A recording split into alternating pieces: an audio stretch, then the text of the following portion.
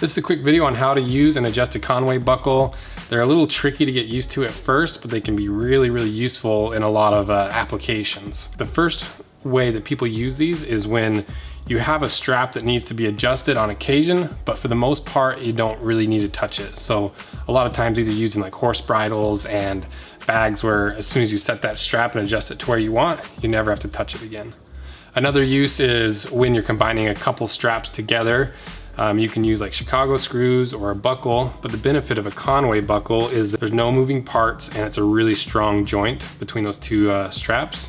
And the third reason that people use Conway buckles is it lays really flat as compared to just a normal belt buckle. With a belt buckle, you've got to wrap it around, so you've got 2 layers to begin with and then a layer over top, which is 3 layers. With the Conway buckle, you only need 2 layers, which creates a really flat leather joint or strap connector or whatever you happen to use it with. So the first use I'm going to show you is when you're trying to add some sort of clasp to the end of a strap. So for instance, on our camera straps, if you're trying to add your part that connects to your camera onto the end of your tether, first thing you need to do is slide your Conway buckle on. Leave a nice big loop. This is the end where you're going to be attaching your snap shackle or your clasp or whatever you happen to be using. Slide that on. Fold the tail back up into the buckle. And then you're going to put the first hole, that hole right there, onto the prong right there. Fold that down.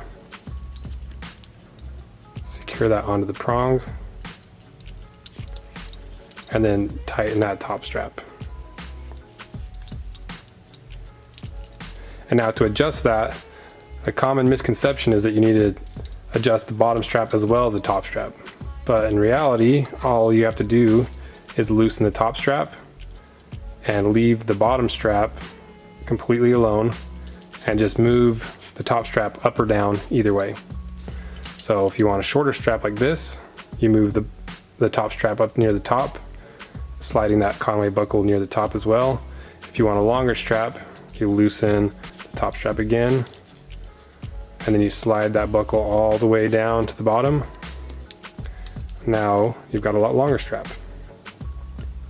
Okay, so that's one way of doing it. I'll show you again on, so if you had like a bag strap or something. So if you've got say this is your strap, it's going to go over your shoulder to a bag, and you want to add 2 sort of clasps to the end of it. So first thing you need is 2 Conway buckles. And you're going to do the same thing we just barely did. You're going to put the first Conway buckle on, leave a nice big loop, add your clasp on, tuck the tail up into the buckle itself, put it down on the first or second hole on the center spike there, and then pull that top strap down to wherever you want it to sit. Okay, now you're going to take the other end and just repeat the same process.